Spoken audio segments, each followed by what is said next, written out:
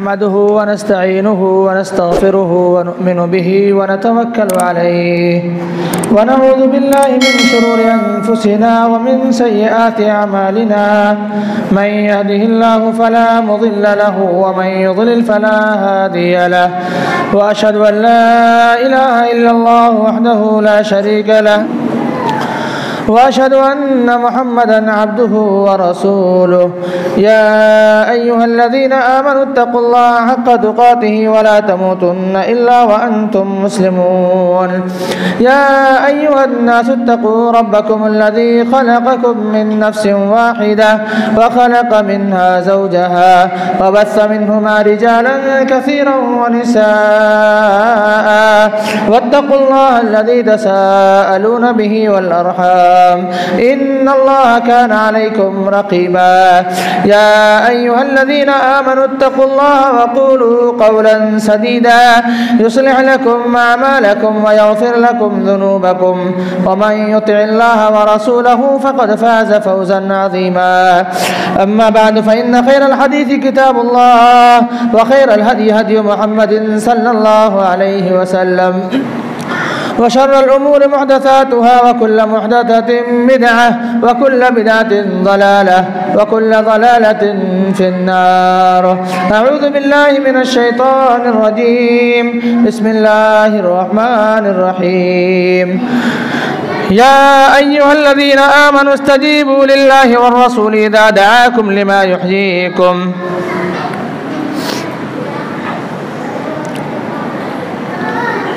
اکابرین جماعت،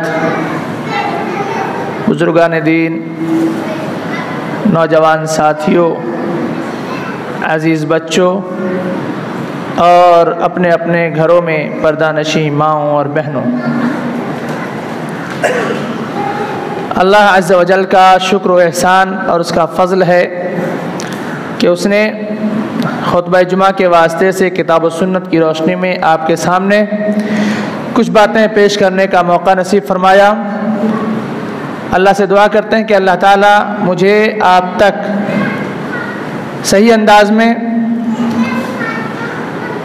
باتیں پہنچانے کے ساتھ ساتھ ہم سبھی کو کہی جانے والی باتوں پر عمل کرنے کی توفیق عطا فرمائے، آمین وما ذلک علی اللہ بعزیز۔ محترم سامعین اکرام،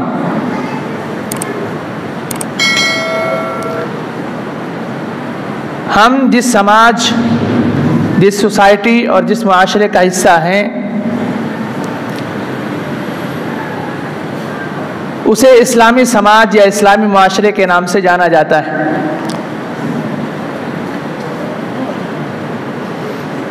جس کے اندر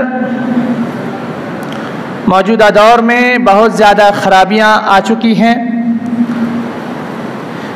یہ امت، یہ سماج اور یہ معاشرہ دھیرے دھیرے ایسے راستوں کو اختیار کر رہا ہے، ایسے ڈگر پر چلنا شروع کر دیا ہے جو انتہائی تباہ کن اور انتہائی پرخطر ہے۔ سوال یہ ہے کہ اس بگڑتے سماج،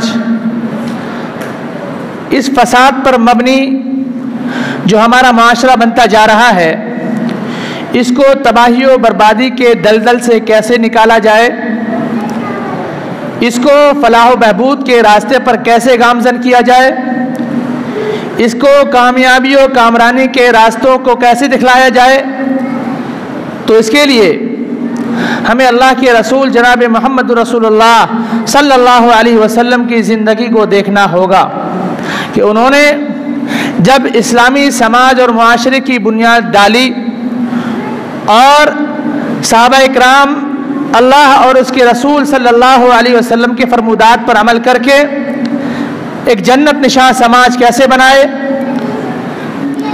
اس سماج اور معاشرے میں کون سی بنیادیں پائی جاتی تھیں جن بنیاد پر صحابہ اکرام جنتی کہلائے اور پورا سماج اور معاشرہ امن و آشتی اور چین و سکون کی زندگی جی رہا تھا، وہ کون سی خصوصیات ہیں انشاءاللہ العزیز انہی خصوصیات کو ہم سامنے رکھ کر اپنے سماج اور معاشرے کی اصلاح کرنے کی کوشش کریں گے۔ اللہ تعالی ہمیں توفیق سے نوازے۔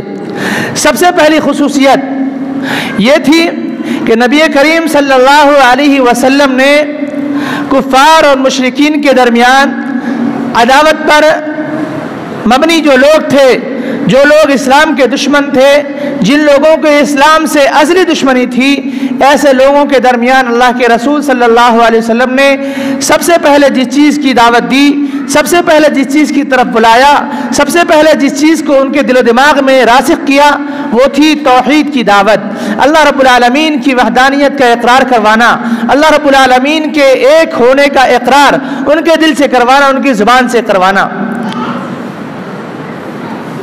اور ہمیں اچھی طرح معلوم ہونا چاہیے کہ ہمارا سماج اور معاشرہ اللہ کے رسول صلی اللہ علیہ وسلم کے طریقے کو چھوڑ کر کسی اور طریقے کو اختیار کر کے کامیابی اور کامرانی سے ہمکنار نہیں ہو سکتا ہے۔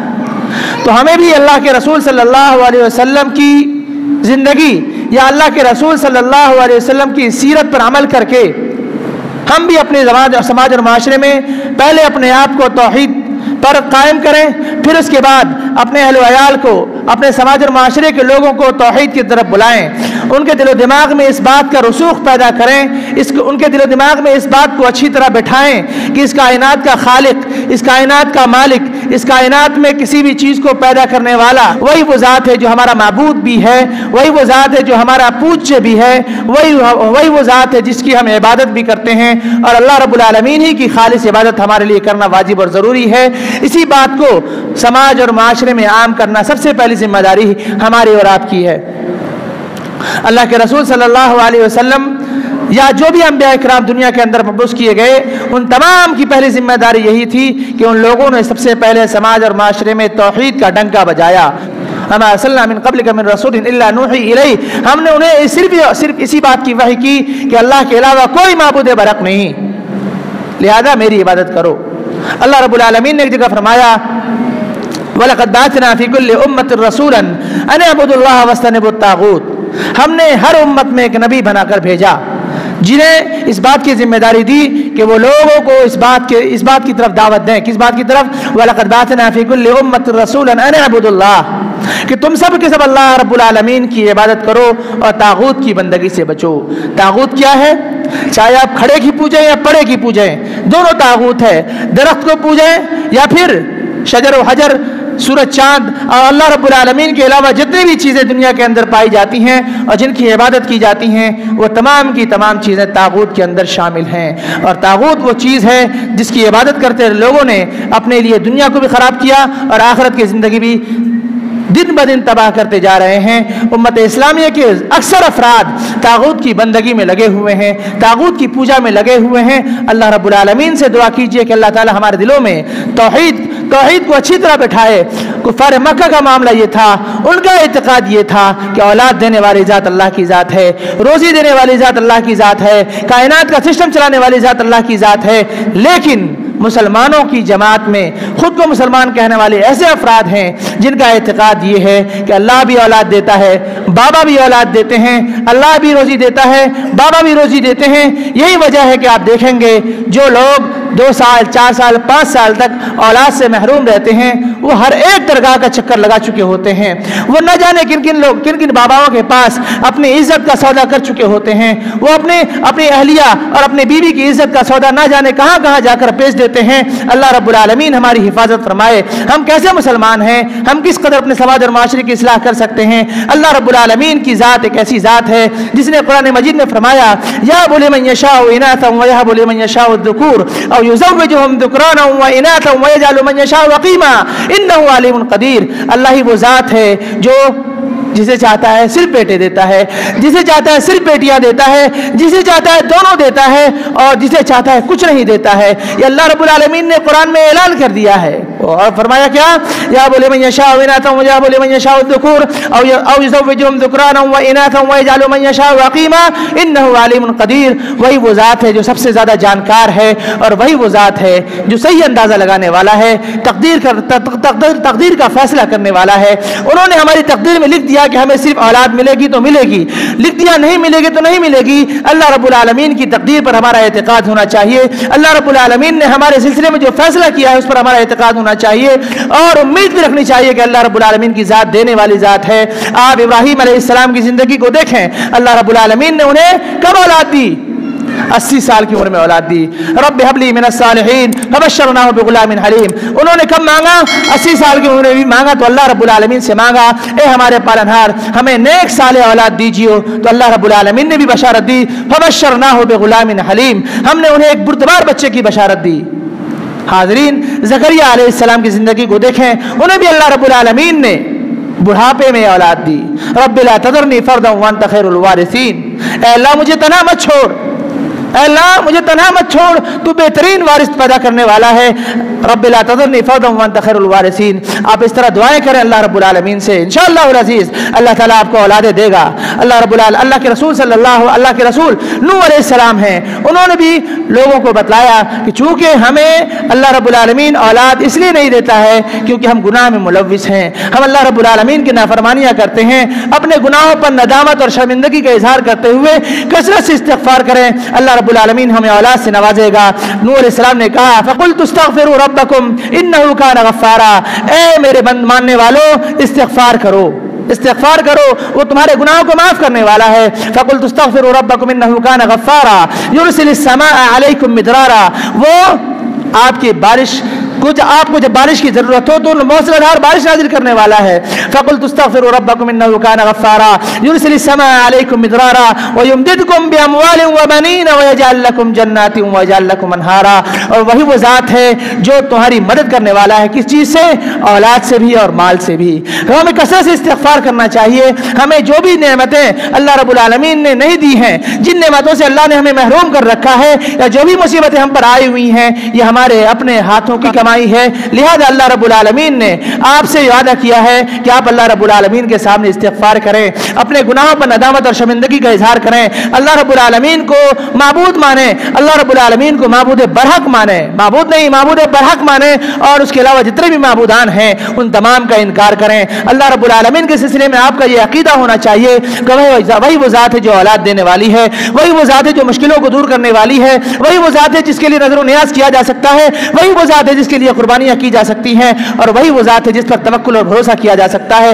لیکن امت اسلامیہ کے بہت سے افراد اللہ پر چھوڑ کر باباؤں پر توکل کرتے ہیں, اللہ کو چھوڑ کر باباؤں کو غوث اعظم مانتے ہیں, اللہ کو چھوڑ کر باباؤں کے لیے نظر و نیاز مانتے ہیں, اللہ کو چھوڑ کر باباؤں کے لیے بہت ساری چیزیں کرتے ہیں, لیکن نتیجہ صفر ہوتا ہے. نتیجہ آپ کو شنیہ کی شکل میں ملتا ہے, کچھ بھی آپ کو حاصل نہیں ہوتا, کیونکہ آپ اللہ رب العالمین کے ساتھ شرک کرتے ہیں. اور اللہ رب العالمین نے شرک کے سلسلے میں فرمایا ان اللہ لا یغفر ان یشرک بہ ویغفر ما دون ذلک لمن یشاء. اللہ رب العالمین کو یہ کبھی برداشت نہیں کہ وہ اس بات کو معاف کر دے کہ اس کے ساتھ شرک کیا جائے, اور اس کے علاوہ اللہ رب العالمین جتنے گناہوں کو چاہے گا معاف فرما دے گا. یہ اللہ رب العالمین کا فضل, اس کی مہربانی اور اس کا احسان ہم پر ہے. حاضرین, اللہ کے رسول صلی اللہ علیہ وسلم نے اپنے کفار سے, اپنے زمانے کے کفار سے کہا تھا قولوا لا الہ الا اللہ تفلحوا. اے میری قوم کے لوگوں, اے قریش کے سرداروں, اے کفار مکہ, اے مشرکین مکہ, لا الہ الا اللہ کہہ دیجئے, کامیابی و کامرانی سے ہمکنار ہو جائیے گا. لوگوں نے اللہ کے رسول صلی اللہ علیہ وسلم کے اس پیغام کو سننے کے بعد انکار کیا, اور کیا کہا؟ اِنَّا لَتَارِكُ آلِهَتِنَا لِشَاعِرٍ مَجْنُونٍ. کیا ہم اپنے 360 بتوں کو ایک پاگل اور دیوانے کے چکر میں چھوڑ دیں؟ اس طرح کے آپ کو تانے سننے پڑیں گے جب آپ لوگوں کو توحید کی طرف بلائیں گے, جب آپ لوگوں کو اللہ رب العالمین کی وحدانیت کا ڈنکا لوگوں میں پیٹیں گے, جب اللہ رب العالمین کی وحدانیت لوگوں کے دل و دماغ میں بٹھانے کی کوشش کریں گے, تو لوگ آپ کو طرح طرح کے تانے دیں گے, لوگ آپ کو طرح طرح کی باتیں اور طرح طرح کی چیزیں کہیں گے جنہیں آپ کو برداشت کرنا ہوگا. ان ذلک من عزم الامور وامر بالمعروف وانہا عن المنکر واصبر علی ما اصابک ان ذلک من عزم الامور.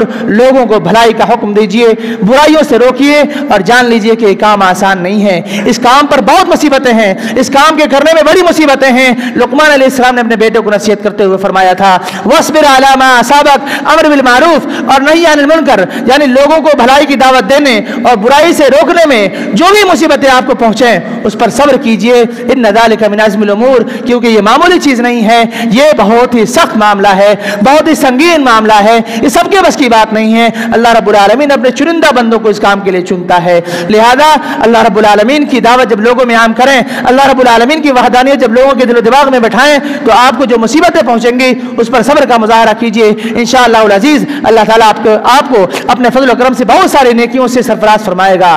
حاضرین کرام، اس کے بعد جو دوسرا طریقہ ہے، جو دوسری خصوصیت اللہ کے نبی صلی اللہ علیہ وسلم کے معاشرے کی تھی، وہ تھی اطاعت الہی اور اطاعت رسول۔